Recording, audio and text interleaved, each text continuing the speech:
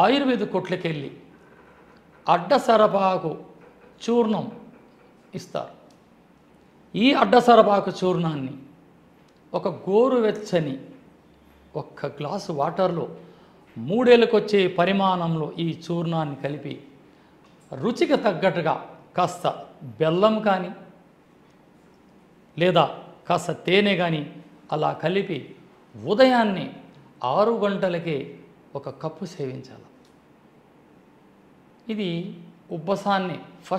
ఉబ్బసాన్ని లేకుండా చేస్తుంది. ఆస్మా, దావ నడవలేరు, గస్స ఆయాస పడుతుంటారు, ఇన్హేలర్లు అలా కొట్టుకుని ఉంటారు. అలా జోబులోనికి తీసి ఎంతమంది ఉన్నా వాళ్ళ అనారోగ్య పరిస్థితి అలా ఇన్హేలర్లు అలా అలవాటు చేసుకుంటుంటారు.